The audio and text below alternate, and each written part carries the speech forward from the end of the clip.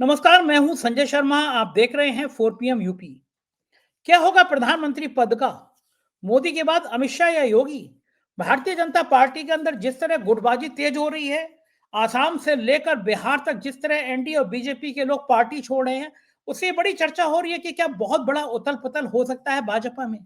KP Malik ji के संग चर्चा करता हूं। केपी मलिक जी ने तो यहां तक खुलासा किया कि उनके सूत्र बता रहे हैं कि चंद्रबाबू नायडू ने कहा है कि अब राजनीति आंध्र की उनके बेटे को दे दी जाए और वो देश का गृह मंत्री बनना चाहते हैं। मोदी जी विवश हैं क्योंकि इस बार सरकार मोदी की नहीं है, एनडीए की है। नीतीश और चंद्रबाबू नायडू दो ऐसे पहिए हैं जिनके अलग हटते ही गाड़ी पलट जाएगी। तो क्या होगा बिहार में? क्योंकि एनडीए में जितनी खींचतान चल रही है उससे बिहार हाथ से फिसल भी सकता है और बिहार गया तो गई दिल्ली की सत्ता भी।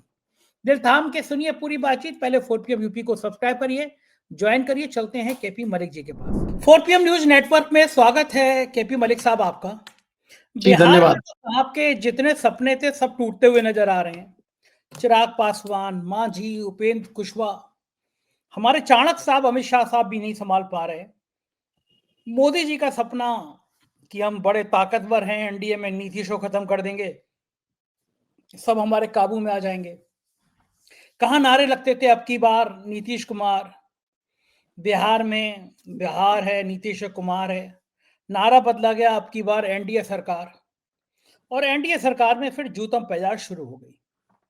हालांकि विपक्ष की भी मैं कमजोरी मानता हूं, जितनी ताकत से इतनी कमजोर एनडीए को हराया जा सकता है, विपक्ष भी थोड़ा सा थका हुआ सा लग रहा है अभी। मैं तारीफ नहीं करूंगा, तेजस्वी अकेले संघर्ष कर रहे हैं, लेकिन राहुल गांधी को भी और पहल करनी चाहिए, कांग्रेस को पूरी जान लगानी चाहिए। लेकिन एनडीए की जो हालत पतली हुई है बिहार में, जो जूतों में दाल बट रही है, क्या लगता है आपको? क्योंकि मैं ये मानता हूं कि बिहार में वोट चोरी का इतना मुद्दा बड़ा बन गया। वोट चोरी आसान नहीं है, और ये बात भी सब जानते हैं कि अगर बिहार गया तो फिर गई मोदी जी की कुर्सी भी, बीच का रास्ता नहीं है। आपका क्या मानना है इस पूरे घटनाक्रम पे मलिक साहब? देखिए संजय जी, जिस प्रकार से राहुल गांधी ने एक टेम्पो बनाया था बिहार में, वोट चोर गद्दी छोड़ के नाम पे, वो टेम्पो अभी थोड़ा सा हिलता हुआ नजर आ रहा है। क्योंकि आज की डेट में राहुल गांधी बिहार में दिखाई नहीं पड़ रहे हैं, कोई खबरें उनकी नहीं आ रही है। बताया जाता है कि वो विदेश में है। अखिलेश यादव भी यूपी में आ गए हैं, उनको आजम खान से मुलाकात करनी है और वो भी बिहार की धरती पे दिखाई नहीं दे रहे। जबकि होना ये चाहिए था, विपक्ष को एकजुट होकर एनडीए के ऊपर दबाव बनाना चाहिए था, क्योंकि एनडीए में खुद ही लड़ाई हो रही है बहुत भयंकर। और आपको जैसा कि मैं लगातार कह रहा हूं कि वोट सीटों का जो बंटवारा है, जो सीटों का बंटवारा है, उस पे कहीं न कहीं एनडीए में बड़ा घमासान होगा। जिस प्रकार से मोदी जी के हनुमान बार-बार कहते हैं कि मैं तो मोदी जी का हनुमान हूँ, मोदी जी जैसे कहेंगे ऐसे करेंगे। अंत में मोदी जी को ही एक समाधान देना पड़ा कि भई आपको एक राज्यसभा देते हैं, आपका एक एमएलसी बना देंगे, आपको राज्यसभा भेज देंगे, एक और ये कर देंगे, 4-5 फ़ॉर्मूले उनको दे दिए। उसके बावजूद चिराग पासवान 40-45 से 36 तक पहुँचे हैं और खबर ये है कि 35 की लिस्ट उन्होंने भाजपा को दे दी है कि ये हम बहुत जल्दी जारी करने जा रहे हैं। यानी कि वो 35 से नीचे किसी कीमत पे नहीं आना चाहते, जबकि भारतीय जनता पार्टी 15 से 22 पे पहुंच गई है और 22 सीटें उनको देने को तैयार है। इसके अलावा जो दूसरे हैं, जो वहां पे जीतन राम मांझी हैं, वो उनकी तो लगातार रट चल रही है कि भाई हमें 15 चाहिए, पार्टी का बचाव करना है, तो इससे कम हमारा क्या होगा। तो भाजपा ने उनको 7 सीटें ऑफर की है, तो वो कह रहे हैं हम 7 का भी लेके क्या करें। अब बोल तो कुछ नहीं रहे हैं, कह रहे हैं जैसे मोदी जी हमारे उस्ताद हैं, मोदी जी हमारे गुरुजी हैं, लेकिन पेच वो भी टाइट कर रहे हैं पीछे से, चुपचाप तो बैठ नहीं रहे वो। उधर उपेंद्र कुशवाहा आ गए हैं, वो कह रहे हैं हमें भी 25 सीटें चाहिए। तो वहां पे घमासान एनडीए में कहीं ना कहीं मचा हुआ है। और उस घमासान को देखते हुए पहले चाणक्य पहुंचे थे, फिर चाणक्य वापस आ गए। उन्होंने 2 अपने बड़े जो क्रांतिकारी हैं उनको भेजा, धर्मेंद्र प्रधान और आपके उत्तर प्रदेश से आने वाले डिप्टी सीएम जो बहुत बड़े नेता हैं मौर्य जी, वो पहुंचे हुए हैं। तो उनके कब्जे में भी चिराग पासवान आते हुए नजर नहीं आ रहे हैं। तो अब कमान बताते हैं कि मोदी जी ने अपने हाथ में ले ली है। अब हर जगह अगर रथ का पहिया मोदी जी को ही उठाना पड़ेगा, तो ये चाणक्य और ये जो है कौटिल्य और ये दूसरे जितने लोग हैं, ये कहाँ काम आएंगे। इनका क्या फायदा है अगर सब जगह जो है अभिमन्यु को ही लड़ना है। तो इस तरह से बिहार में इतनी कमजोर स्थिति में आज एनडीए है, उसके बावजूद अकेले जो है सारी चीजों से लड़ रहे हैं तेजस्वी यादव। तेजस्वी यादव के लिए ये अच्छा है कि आज की खबर ताजा उनके लिए ये अच्छी है कि एक कद्दावर सांसद के बेटे 3 लोगों के साथ आरजेडी ज्वाइन करने पहुंचे हैं, जो जेडीयू में बहुत मजबूत स्थिति में थे। उनका जाना एक ऐसा संकेत है आरजेडी के लिए कि उसमें मजबूती थोड़ी आती हुई दिखाई दे रही है और जेडीयू कमजोर होता पड़ रहा है। और अभी तो टिकटों का बंटवारा हुआ नहीं है।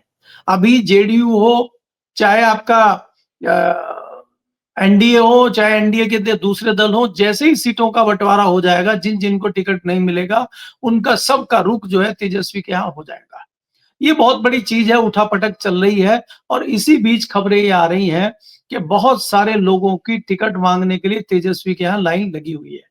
लेकिन मेरा मानना यह है कि विपक्ष जिस प्रकार से थोड़ा सा ढीला पड़ा हुआ है और एनडीए कमजोर है, विपक्ष को अपनी आवाज, अपना साम दाम दंड भेद और अपनी सारी चीजें बढ़ा के वहीं पर डेरा डालना चाहिए। भारतीय जनता पार्टी को आप जानते हैं कि भारतीय जनता पार्टी तमाम साम दाम दंड भेद कर रही है। तमाम दूसरे राज्यों के कई नेताओं को वहां पे डेरा डालने के लिए बोल दिया गया है। उपेंद्र, ये आपके मौर्य जी जिस प्रकार से वहां पे हैं पिछले 5 दिनों से, धर्मेंद्र प्रधान वहां 5 दिनों से हैं, तो ये जताता है कि भारतीय जनता पार्टी कितनी कोशिश बिहार में कर रही है। जबकि इसके उलट जब हम देखते हैं कि विपक्ष के जो लोग हैं वो अपने अपने राज्यों में, अपने अपने क्षेत्रों में घूम रहे हैं, उनको बिहार का रुख करना चाहिए। अकेले तेजस्वी को छोड़ना, अकेले लालू परिवार को छोड़ना कहीं ना कहीं भारतीय जनता पार्टी के सामने, एक खुले शेर के सामने एक हिरन को छोड़ने वाली बात जैसा लगता है। क्योंकि आपको देखना होगा कि इनके पास सब ताम झाम दंडभेद होते हैं। मेरे को तो मेरे एक सूत्र ने बताया है कि कुछ पुराना फॉर्मूला भी जो है चाणक्य चल रहे हैं कि कुछ फोटो वोटो खींच के कि भैया आपकी फाइल तेजस्वी जी दोबारा खुलने की कोशिश हो रही है, थोड़ा फाइल पे विचार करिए। अभी वो जो फॉर्मूला है उसको भी चलाने की कोशिश की जा रही है। लेकिन ऐसा फॉर्मूला कब तक चलेगा?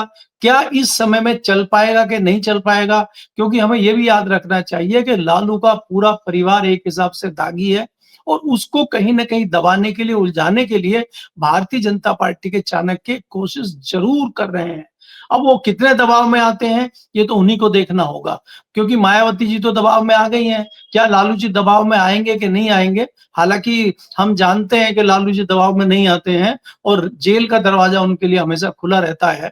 तो ऐसे में मजबूत स्थिति में आज लालू परिवार दिखाई दे रहा है। लेकिन भारतीय जनता पार्टी के साम दाम दंड भेद के सामने किस प्रकार से उस लड़ाई को जीतेगा ये तो समय ही बताएगा। ये बात बिल्कुल ठीक है केपी मलिक साहब, आसान रास्ता नहीं है, लेकिन एक बात और इम्पोर्टेंट है, वो ये है कि नीतीश कुमार को इस चुनाव में किनारे करने की बीजेपी रणनीति बना रही है। नारा उनके नाम के, अब सरकार में मुख्यमंत्री वो चेहरा होंगे, ऐसा कोई कहता नहीं है। बात नीतीश कुमार को भी समझ में आ रही होगी कि भारतीय जनता पार्टी बड़ी सफाई के साथ जितना व्यक्ति का राजनीतिक इस्तेमाल होता है उतना करती है, और फिर बाद में जैसे दूध में मक्खी को निकाल के फेंक देते हैं, वैसी किनारे भी कर देती है भारतीय जनता पार्टी। तो इन स्थितियों में नीतीश कुमार क्या कोई बड़ा फैसला कर सकते हैं? अब तो हालांकि दिन बचा नहीं है, लेकिन जब नतीजे आ जाएंगे और कुछ उल्टा पुल्टा हो गया, क्योंकि नीतीश कुमार को भी लग रहा है कि आसान नहीं है इस बार चुनाव। उनकी पार्टी के विधायक छोड़ के जा रहे हैं, उनकी पार्टी के नेता छोड़ के जा रहे हैं। तो ये तो नीतीश कुमार को समझ में आ रहा है कि लोगों का भरोसा टूट गया है। लोगों को लग रहा है कि इस बार इतना आसान नहीं है चुनाव।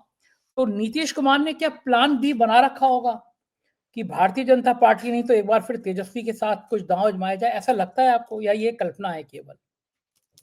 संजय, देखिए आज के दौर में अगर आप नीतीश कुमार जी को देखते हैं तो नीतीश कुमार जी सिर्फ अपना अस्तित्व बचाने के लिए भागदौड़ कर रहे हैं या एक कवायद कर रहे हैं। वो अपना अस्तित्व बचाने के लिए, उनका अस्तित्व मुझे बचता हुआ दिखाई नहीं दे रहा है। मैंने आपको पहले ही कहा कि आज 4 कद्दावर नेता आरजेडी में ज्वाइन किए हैं उनकी पार्टी के टूट के, और उनकी पार्टी से जाने का सिलसिला लगातार आपको बढ़ता हुआ दिखाई देगा अगले कुछ दिनों में। दूसरी बात यह, नीतीश कुमार मान चुके हैं कि उनके हाथों से पार्टी और सरकार दोनों खिसक चुके हैं। वो भारतीय जनता पार्टी के रहमो करम पे हैं। भारतीय जनता पार्टी ने उनको उद्धव ठाकरे बनाने में कोई कोर कसर नहीं छोड़ी है। उद्धव ठाकरे की पार्टी का एक अस्तित्व महाराष्ट्र में था, उनकी एक लेगेसी थी ठाकरे साहब की। इसलिए थोड़ा सा वो बच गए, लेकिन नीतीश कुमार के ऊपर कोई नहीं है। नीतीश कुमार की लेगेसी खुद की है, वो जाती रहेगी, तो नीतीश कुमार खत्म हो जाएंगे। हालांकि नीतीश कुमार हाथ पैर मारने में कोई कोर कसर नहीं छोड़ रहे हैं, लेकिन मुझे नीतीश कुमार से ज्यादा जो एक माहौल बनाए हुए हैं, वहां पीके ने एक माहौल बनाया हुआ है।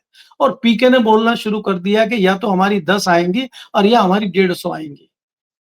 उन्होंने एक वर्ड दिया है, उन्होंने एक वर्ड दिया, leaf of faith. Leap of faith होता है कि भाई मेरे ऊपर अगर लोगों ने फेथ कर लिया, मेरे ऊपर लोगों ने अगर विश्वास कर लिया, तो मैं 150 ले आऊंगा, और नहीं तो मेरी 10 आ ही रही हैं। तो अगर उनकी 10 भी आती हैं कल को, या 3 भी आती हैं, तो कह देंगे कि हमारी तो 10 से कम आ रही, हमने तो पहले ही कह दिया था। तो वो जिस प्रकार से एक मोर्चा बनाए हुए हैं, जिस प्रकार से एंटरटेनमेंट तमाम गोदी मीडिया का वो कर रहे हैं, उससे एक माहौल कम से कम वहां उन्होंने बनाया हुआ है। और उन्होंने इस इलेक्शन को अगड़ा और पिछड़े का इलेक्शन बना दिया है।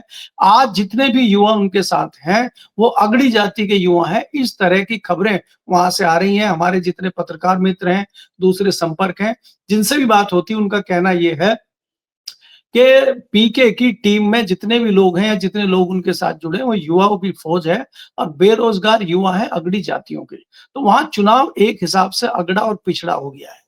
तो पिछड़ा प्लस मुसलमान होते ही वहां पे बाजी पलट जाएगी। एनडीए के सिर में दर्द इस बात को लेके है कि इसको कैसे रोका जाए। जिस पीके को उन्होंने अपना सारथी बना के वहां भेजा था, अपना एक टूल बना के वहां भेजा था, वो उनके लिए आत्मघाती सिद्ध हो रहा है। वो भस्मासुर बन चुका है, वो उन्हीं को नुकसान पहुंचा रहा है, और अब वो रुकने को तैयार नहीं है। जैसे आप देखें कि किसी रोबोट का बटन दब गया हो, और वो बटन बंद ही नहीं कर पा रहे, वो रोबोट घूमे जा रहा है, घूमे जा रहा है, नुकसान कर रहा है, हम बंद करने की कोशिश कर रहे हैं, लेकिन वो बंद ही नहीं हो रहा है। तो वो स्थिति बिहार में पीके की हो गई है। लेकिन इसमें कोई दो राय नहीं है कि एनडीए की स्थिति बहुत बढ़िया बिहार में नहीं है। और भारतीय जनता पार्टी के पास, कुछ भी आप कहें, भारतीय जनता पार्टी के पास कोई बहुत अच्छा चेहरा, लोकल चेहरा भी बुलाने के लिए नहीं है। वहां पे जिस प्रकार से पहले मोदी जी चुनाव लड़ते थे, स्थानीय नेता थे, और कुछ ना कुछ वो उठापटक करते रहते थे, आज वो मोदी जी भी वहां नहीं है। भारतीय जनता पार्टी के चाहे मंगल पांडे हों, चाहे आपके दूसरे जो नेता हैं, चाहे वो संग्राम सिंह हो, चाहे वो तमाम जो भी इनके नेता हैं, सब दागी नेता हैं, उनके ऊपर जनता उस तरह से फेथ नहीं कर रही है। ये भी भारतीय जनता पार्टी के लिए बड़ा नुकसानदायक सिद्ध हो रहा है। भारतीय जनता पार्टी की जो प्लस में जा रहा है वो ये है कि मोदी जी ने जिस प्रकार से 10-10 हजार रुपए बांटे हैं, वो बड़ा plus point Bharatiya Janata party के लिए है। क्योंकि आप महाराष्ट्र देखें, आप मध्य प्रदेश देखें, आप बाकी जगहों में देखें जहां 2,500 रुपए बांटने में एक माहौल बन गया था, बिहार में 10,000 रुपए बांटने का मतलब ये है कि एक परिवार में अगर 3 महिलाएं भी हैं, 4 महिलाएं भी हैं, तो 40,000 रुपया एक मुश्त आपके परिवार में आता है। तो बिहार में 40,000 रुपए की रकम आना एक बहुत बड़ी बात है। उससे कहीं ना कहीं आप कुछ महिलाओं को प्रभावित अवश्य कर लेंगे, लेकिन इससे सफलता कितनी मिलेगी? क्योंकि ये भी माना जाता है कि गांव में, ग्रामीण क्षेत्र में परिवार के लोग एक साथ मिलकर वोट देते हैं। आज भी वहां पे ऐसा नहीं है कि महिला अकेली चाह के वोट डाल दे, अपनी पसंद से वोट दे दे जाके। परिवार में बात होती है, जो परिवार का मुखिया तय करता है उसी को वोट दी जाती है। लेकिन फिर भी हम ये बात कह के इग्नोर नहीं कर सकते कि एक बड़ा फैसला भारतीय जनता पार्टी ने सोचते हुए लिया है कि जिस प्रकार वहां पे कई करोड़ों रुपए बांटे गए हैं, उसका कहीं ना कहीं कुछ फायदा भारतीय जनता पार्टी को अवश्य मिलेगा। जी। पीके की बात आपने की। पीके तो मजेदार काम करते हैं कि पार्लियामेंट चुनाव से पहले कह रहे थे कि अब की बार 400 पार, और मैं सर्वे करना छोड़ दूंगा, मैं राजनीति में पता नहीं क्या क्या डायलॉग बोल रहे थे। बहुत सारे चैनलों पर जाके कह रहे थे कि मोदी जी को 400 से पार आएंगी। तो लोगों ने चर्चा शुरू करी कि पीके की कंपनी ने पैसा बहुत कमा रखा है। एक ईडी का नोटिस किया, या ईडी से कहलवाया गया, और पीके सीधे हो गए। तो पीके ये जो भारतीय जनता पार्टी की ऊपर, एक भारतीय जनता पार्टी का मोहरा एक इमेज बनी हुई थी, जैसे ओवैसी हैं या कोई और है, लोग आरोप लगाते हैं, जैसे उत्तर प्रदेश में मायावती हैं, ऐसे लोग कहते हैं बीजेपी के लिए पीके हैं। लेकिन अब मलिक साहब, जैसा आप कह रहे हैं वैसा बिहार में और लोग भी कह रहे हैं कि दांव तो बीजेपी ने सही चला था पीके के रूप में। इस तरह के डमी कैंडिडेट खड़े करती रही है बीजेपी, लेकिन चांस की बात है कि ऊंची जाति के वोट जो है वो पीके की तरफ आकर्षित हो रहे हैं, चाहे बातों से, चाहे पैसे के दम पर। लेकिन पीके बड़ा बौखला रहे हैं। एनडीडीबी के सुमित अवस्थी से बड़ी बहस हो गई है उनकी, और मैं देख रहा हूँ कि पता नहीं पीके का मानसिक संतुलन इतना क्यों गड़बड़ा रहा है, ऐसी कौन सी चीज है पीके को परेशान कर रही है क्या लगता है आपको पीके इतना परेशान क्यों है? संजय जी, अगर आप देखें, प्रशांत किशोर को कहीं न कहीं ये लगने लगा है कि जिस प्रकार से माहौल दिल्ली में केजरीवाल का बन गया था, शायद उसी तरह से उनका माहौल बिहार में बन गया है। और ये चाहे वो भारतीय जनता पार्टी हो, चाहे नीतीश कुमार हो, चाहे तेजस्वी हो, ये सब धराशायी हो जाएँगे और पीके सरकार बना लेंगे। कहीं न कहीं इस प्रकार की गलतफ़हमी उनको हो गई है। लेकिन यहाँ बात ये आती है, सवाल ये उठता है कि अभी उन्होंने कुछ दिन पहले कहा, जब किसी ने सवाल पूछा कि आपके पास इतना पैसा कहाँ से आ रहा है चुनाव में खर्च करने के लिए? तो उन्होंने बताया कि लोग उनको चंदा दे रहे हैं, एडवांस दे रहे हैं, उनकी कंपनी है, वो काम करते हैं, प्रोफेशनल हैं और उनको प्रोफेशनल चार्जेज़ में 11 करोड़ रुपए किसी ऐसी कंपनी ने दे दिए, जो अभी तक बिहार पहुँची भी नहीं है और खाली उनकी एडवाइस के 11 करोड़ रुपए दे दिए हैं। यहाँ तो कोई 11 रुपए नहीं देता, बिहार में कोई 1100 रुपए नहीं देता है। उनको 11 करोड़ रुपए दे दिए हैं और उसका कहीं कोई ज़िक्र नहीं है। और भारतीय जनता पार्टी की जो एजेंसियाँ हैं, ईडी, सीबीआई, इनकम टैक्स तोते वाली, वो प्रशांत के घर का रास्ता भूल गई हैं। अगर यही चीज़ कोई दूसरा नेता कह देता, उसके घर पे लाइनें लग जाती सेंट्रल एजेंसियों की, तो ये पीके के घर पे क्यों नहीं जा रही है? ये भी बहुत बड़ा सवाल बिहार के लोग उठा रहे हैं। अगर यही चीज़ किसी अन्य व्यक्ति के साथ हो जाए, कांग्रेस के किसी नेता के साथ हो जाए, विपक्ष के किसी नेता के साथ हो जाए, तो ईडी, सीबीआई पता ढूँढ लेती है। पीके का पता अभी तक क्यों नहीं लग पा रहा है? क्या पीके किसी वैन में जो वैनिटी वैन में चलते हैं वो, क्या उसी में सो जाते हैं? या उन्होंने कोई घर नहीं लिया है? क्यों नहीं पकड़ पा रही है सीबीआई, ईडी उनको? तो ये भी बहुत बड़ा एक सवाल है। तो ये भारतीय जनता पार्टी का एक टूल है और भारतीय जनता पार्टी का कोई शान ही नहीं है चुनाव जीतने में संजय जी। आप बिहार देखिए, आप उससे पहले हरियाणा देखिए, आप उससे पहले महाराष्ट्र देखिए, जहाँ तमाम भारतीय जनता पार्टी के लोग कह रहे थे हमसे दिल्ली से जुड़ा हुआ हरियाणा है और भारतीय जनता पार्टी के तमाम नेता हमें कहते थे कि किसी भी कीमत पे भारतीय जनता पार्टी नहीं आ रही हरियाणा में। हरियाणा में स्वीप कर रही है कांग्रेस और सरकार भारतीय जनता पार्टी की बन जा रही है। तो इसी तरह से भारतीय जनता पार्टी क्या-क्या करती है, वो उनके लोगों को नहीं पता होता है। तो भारतीय जनता पार्टी पीके को भेज के क्या करना चाहती है, भारतीय जनता पार्टी और दूसरे क्या षड्यंत्र वहाँ पे कर रही है, ये किसी को नहीं पता है। अब इसीलिए मैं आपको पहले भी कहा कि सवाल विपक्ष पे उठता है, जो विपक्ष के नेता थे, चाहे वो राहुल गांधी हों, चाहे अखिलेश हों, चाहे तमाम लोग हों, अगर वो एक माहौल बनाना चाहते थे बिहार में और वो एक माहौल बना के बैठ गए हैं और इंतजार कर रहे हैं चुनाव का, तो ये कहीं न कहीं वो एक गलत अंदाज़ी में है और गलतफ़हमी में बैठ गए हैं कि उनको लग रहा है कि जनता उनके पक्ष में आ गई है। भारतीय जनता पार्टी के जो मोदी जी हैं, उन्होंने तो पासा आखिरी दिन फेंका है। उन्होंने तो आपको याद होगा कि 4 बजे प्रेस कॉन्फ्रेंस हुई इलेक्शन कमीशन की और सुबह 11 बजे ही धनराशि रिलीज़ की है। वो किसानों को पैसा दे रहे हैं, वो मज़दूरों को पैसा दे रहे हैं, वो महिलाओं को पैसा दे रहे हैं। तो एक मुश्त वो इतना पैसा आपके घर में दे रहे हैं कि कोई भी प्रभावित हुए बिना रहेगा ही नहीं। गरीब आदमी हैं लोग, गरीब आदमियों को एक मुश्त पैसा मिलता है और वो स्वाभिमानी होता है जो जो पैसा लेता है। उसको लगता है हमें सरकार ने दिया है और सरकार में तो मोदी जी हैं प्रधानमंत्री। तो प्रधानमंत्री ने दिया है तो उनका कर्ज कहीं न कहीं चुकाना पड़ेगा। और आपको याद होगा मोदी जी ने तो एक रैली में कहा था कि भई हमने आपको देखिए इतना पैसा दिया, आप हमें याद रखिए और ये कर्ज तो हमारा चुकाना ही पड़ेगा आपको। तो कई लोग कर्ज चुकाने के चक्कर में भी उनको वोट दे देते हैं। तो इसको आप कैसे रोकेंगे? इसको कैसे उस मतदाता को आप समझाएँगे? ये तो विपक्ष का काम है और विपक्ष तो अभी टिकट बँटवारे में लगा हुआ है। कब तक टिकट बँटेंगे? कब तक आपके उम्मीदवार आएँगे? कितना समय आपको मिलेगा? आप सोचिए कि 1 महीने से भी कम समय है, पहला जो मतदान होगा। आज कितने दिन रह गए 1 महीने से कम में उसमें आप जो है उम्मीदवार को टिकट देंगे। उम्मीदवार को खुद ही नहीं पता है कि मेरी कौन-सी कॉन्स्टिट्यूएंसी है और मुझे क्या करना है। तो क्या इतने कम समय में वो अपनी पूरी कॉन्स्टिट्यूएंसी में घूम लेगा? क्या वो लोगों से बात कर लेगा? क्या वो मतदाता को प्रभावित कर लेगा? क्या उसको विपक्ष की खामियाँ या सत्ता पक्ष की खामियाँ उजागर कर पाएगा? तो इसीलिए भारतीय जनता पार्टी का जो ये षड्यंत्र है, इससे विपक्ष को निपटना इतना आसान नहीं है। तो एक माहौल बनाने की आवश्यकता है, सड़क पे विपक्ष उतरे और माहौल बनाए, तब तो आप भारतीय जनता पार्टी को कुछ नुकसान पहुँचा सकते हैं अथवा भारतीय जनता पार्टी को नुकसान पहुँचाना बहुत टेढ़ी खीर मुझे नज़र आता है। जी। देखिए केपी मलिक साहब, आपने हरियाणा की बात की, महाराष्ट्र की बात की, तब तक तो लोगों को पता नहीं था कि सारा खेल वोटर लिस्ट का है। एक एक वोटर हरियाणा में भी वोट डाल रहा है, महाराष्ट्र में भी डाल रहा है, बंगलौर में भी आज डाल रहा है। लेकिन बिहार में ये पोल खुल गई, वोट चोर गद्दी छोड़ के नारे गली गली मोहल्ले मोहल्ले में गूंजने लगे। तो अब तो ये तैयार है, बिहार में बड़े जागरूक लोग हैं, लठ लेके खड़े होंगे। लठ का मतलब ये है कि अपनी जवान का लठ लेके खड़े होंगे कि आगे संजय शर्मा, पीछे संजय शर्मा, ये है भी संजय शर्मा या नहीं है, कौन फर्जी नाम है, कौन फर्जी पता है। तो बिहार में अगर ये जागरूकता आ गई कि एक भी फर्जी वोट डलने नहीं दिया और एक भी वोट कटने नहीं दिया, तो फिर एक चेतना विकसित हो सकती है। पार्टी को, बीजेपी को बहुत परेशानी हो सकती है। दूसरी बात, एक बड़ी दुविधा से बीजेपी जूझ रही है। जैसे तेजस्वी यादव के पक्ष में बड़ी बढ़िया बात हुई कि बहुत बड़े नेता नीतीश कुमार के छोड़ के 3-3 और चले गए तेजस्वी के साथ में। उधर पार्टी के अंदर, संघ के अंदर एक बेचैनी है कि ये जो बाहर से आयातित किए गए हैं नेता, जो पहले जिनको बीजेपी भ्रष्ट बताती थी, करप्ट बताती थी, बेईमान बताती थी, वो अचानक भारतीय जनता पार्टी की वॉशिंग मशीन में आ रहे हैं, धुल के साफ हो जा रहे हैं, सफेद हो जा रहे हैं, जैसी मैंने कभी सफेद पहन रखी है, और फिर बीजेपी में शामिल हो जा रहे हैं। लेकिन अब अंदर बगावत हो रही है, बीजेपी के नेता बगावत कर रहे हैं कि हो क्या रहा है।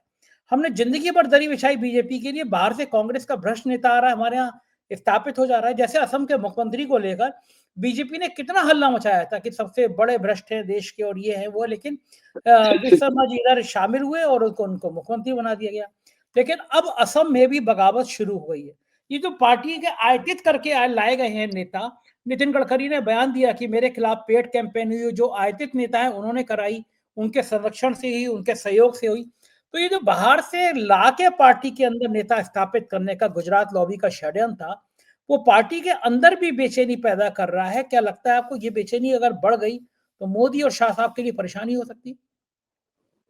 देखिए संजय जी, भारतीय जनता पार्टी में इस प्रकार की आवाजें उठ रही हैं। मैं तो लगातार आपके चैनल पे भी कहता हूं, मैं तो लगातार कह रहा हूं कि भारतीय जनता पार्टी में जो संघ की या पुरानी भारतीय जनता पार्टी की मानसिकता के सांसद हैं, वो कहीं ना कहीं विद्रोह की स्थिति में है।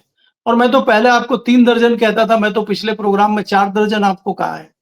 और उसका ही एक उदाहरण आपको है कि राजेंद्र गोयल जो है आसाम के, वो अपने 17 साथियों के साथ भारतीय जनता पार्टी छोड़ के बाहर आ गए हैं। उन्होंने भारतीय जनता पार्टी छोड़ने का एक वैलिड और बड़ा कारण बताया है। उन्होंने ये कहा, और वो 4 बार के सांसद हैं, प्रदेश अध्यक्ष रहे भारतीय जनता पार्टी के। उन्होंने ये कहा है कि आज भारतीय जनता पार्टी वो वाली भारतीय जनता पार्टी नहीं है जिस सिद्धांतवादी पार्टी को सोच के हम भारतीय जनता पार्टी में थे।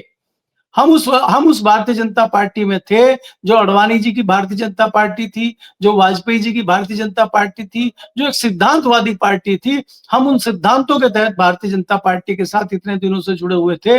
और पिछले 5 साल से जो हम नंगा नाच आसाम में देख रहे हैं, अब हमारा रहना दूभर हो गया है। और उन्होंने अपने 17 साथियों के साथ पार्टी छोड़ी है। आप ये सोचिए, जहां एक तरफ आसाम में चुनाव आ रहे हैं, ऐसे में इतने पुराने लोगों का छोड़ना ये जताता है कि भारतीय जनता पार्टी की स्थिति आसाम ही नहीं, देश में क्या है। दूसरा, आपने देखा कि सर्बानंद सोनोवाल को जब सीएम बनाया गया था, उनको किस तरह से बेइज्जत करके हटाया गया था। क्या सर्बानंद सोनोवाल हो या दूसरे भारतीय जनता पार्टी के जितने भी कद्दावर नेता वहां हैं आसाम में, उन पर क्या बीत रही होगी। भारतीय जनता पार्टी में हेमंत शर्मा जब गए थे कांग्रेस से, वो अकेले नहीं गए थे, वो अपने कुछ साथियों को लेके गए थे। और आज जो भारतीय जनता पार्टी के ऊपर काबिज है, वो हेमंत शर्मा अपने साथियों के साथ काबिज हैं। उन्होंने जो पुराने लोग थे उनको किनारे कर दिया है, क्योंकि भारतीय जनता पार्टी के जो चाणक्य हैं, उन्होंने उनको पूरा आशीर्वाद दिया हुआ है। क्योंकि वो उनको दूसरे राज्यों में ले जाके भी प्रचार कराते हैं, वो थोड़ी हिंदी बोल लेते हैं, इसलिए उनका प्रयोग दूसरे राज्यों में भी किया जाता है। और बताया जाता है कि आसाम में हमारी इतनी अच्छी सरकार है और आसाम में हमने तमाम घुसपैठियों को, तमाम जो है दूसरे धर्म के लोगों को बाहर कर दिया है। बहुत अच्छी सरकार हेमंत शर्मा चला रहे हैं, इस तरह का प्रोपेगेंडा भी वो करते हैं। और वो जिस प्रकार से भाषण देते हैं, वो तो आपने कई सारे भाषण उनके सुने हैं। तो इतने अच्छे क्रांतिकारी नेता को भारतीय जनता पार्टी के चाणक्य लेके आए हैं, तो पार्टी की ये दुर्दशा होना तो तय है।